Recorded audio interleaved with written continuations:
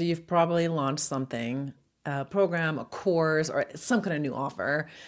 And what happened? Did anything happen? Did you get a bunch of buyers? Did you get a bunch of clients?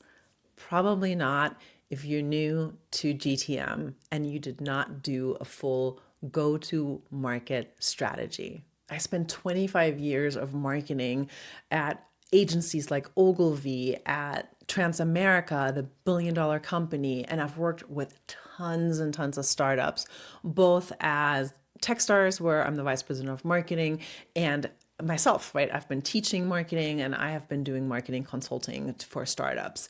And the go-to-market strategy is something that gets missed a lot, and people just launch something and they just throw it out there. And I really want you to actually create a strategy. So what I created for you is a template that I'm going to show you at the end of this video.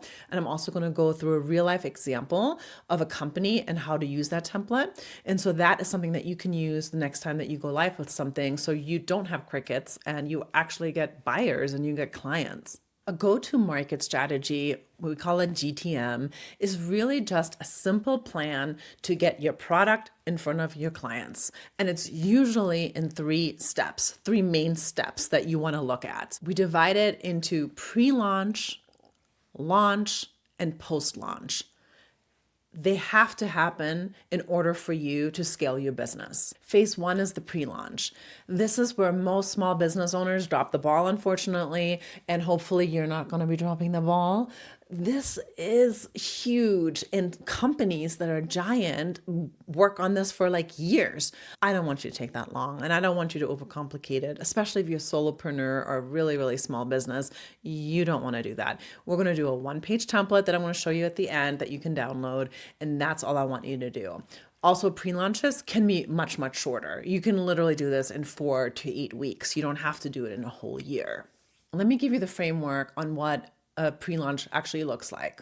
Objective: build awareness and credibility. This is really just for you to get your brand out there and people start hearing about you. What are you all about? Who are you? Are you credible? That type of thing. I ask all of my students to put together some KPIs. Those are just key performance indicators. It's a fancy way to say, pick some metrics so you have goals. Having goals is a good thing. Think about some goals that you can do. Maybe it's to grow your email list growth. If you're totally starting out, I'd love for you to aim for about 500 subscribers before you even launch. The larger your email list, the more likely it is that you're going to get clients to buy. The next thing is I want you to look at engagement on content. It could be a number, or you could just actually learn and see what kind of engagement you get, but you want some kind of engagement on anything that you might be posting on social media or anywhere else that you're doing your marketing. This third one, community building, is very important, but it doesn't have to be a community like on Slack or on Facebook. You could do your community on your own email newsletter. So I have my own email newsletter that you should subscribe to.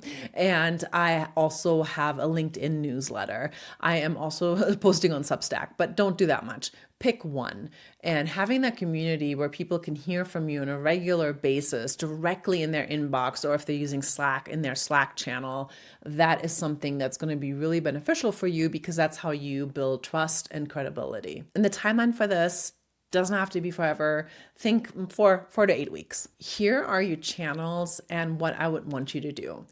Content. The content needs to educate at this point, because you're just educating, like, why are you there? What are the pain points? What's the value proposition of your product or program or whatever it is that you're selling? Here are some examples. So if you pretend like you're launching a coaching program for burnout executives, your pre-launch content might be 5 signs you're headed for burnout and what to do about it.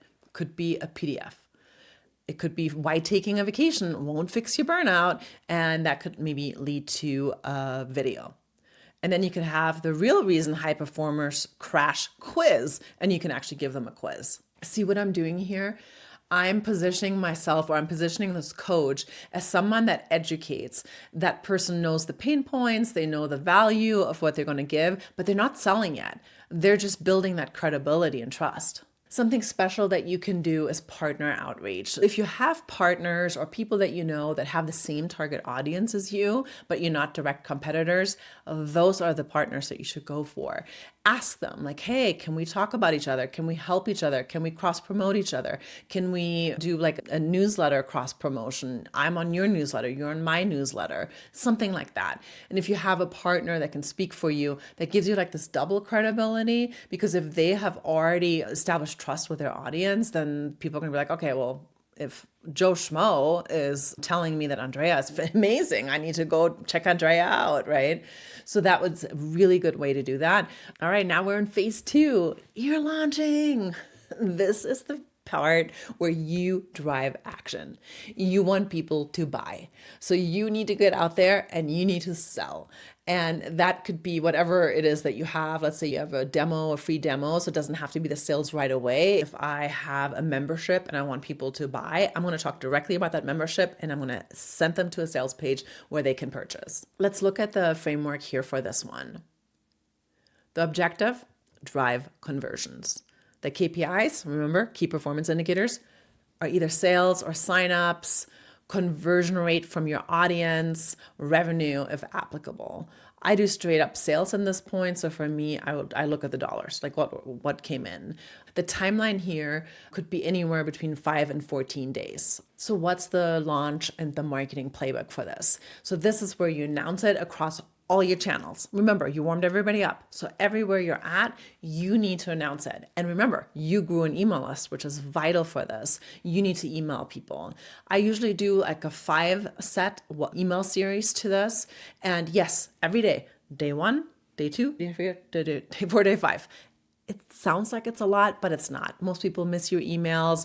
Open rates are, pretty low for a lot of people, 15%, something like that. Click-through rate is like 2% for a lot of people. So it's okay to email you people. And that's what you're trying to do. You're trying to sell. And if people don't like that you're selling and unsubscribe, they would have never bought from you. So who cares, right? So send these emails. Here's an example. Email 1, the doors are open. So you announce that this thing that you're selling is available. Email 2, here's who this is for. So this is where you speak directly to your ideal client. So you really need to know your ideal client here and what their needs are. Email 3, what's included. This is where you break down the details about what they're actually going to get. And remember, this is where you have your value proposition. What's the so that if they buy it, what's the big outcome that they're going to get? Don't say, hey, I'm selling a membership. You say, hey, I have this membership. This is what's inside. And what you're going to get is clarity on your marketing, and you're going to get to be able to scale faster. Then email 4, this is the FAQ objection handling. So if there's any hesitations that you know of or perceived hesitations that you think are happening, this is where you put them. And then email 5, this is your last chance, create urgency. You can do that. Psychologically, it works a lot better. People have urgency with last minute, like this closes on X day. This could be, hey, this is your early bird pricing. This goes away. It could be urgency, like I'm never going to offer this again. There's all kinds of urgency levers that you can pull. And if you did have those partners that you've been talking to, this is where you ask them to amplify. Give them scripts, give them what they can put in their email, give them text so that make it easy for them so they actually do that and they amplify and talk about your business. Now, if you're further along and you've already made money, this is where you would spend money on ads. If you have some kind of budget already and maybe you're brand new and you have that money, go ahead, try the ads out. This is usually where you do it and you push ads really directly to whatever you're selling. And so other things you can do is PR and visibility. And so that is going on podcasts, being guest writers or bloggers for somebody.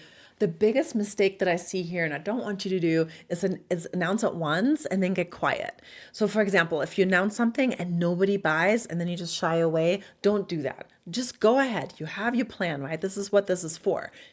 Announce it, talk about it for how many days that you had in your plan. If it's 5 to 14 days or if it's 5 emails, do it. Finish it because you really want to give it a good effort and a good try. And if you get 0 sales, that's okay. We then optimize later, which is the next phase. The launch is over. We are now in phase 3. We are in post-launch. This is where you are going to look at all of your metrics.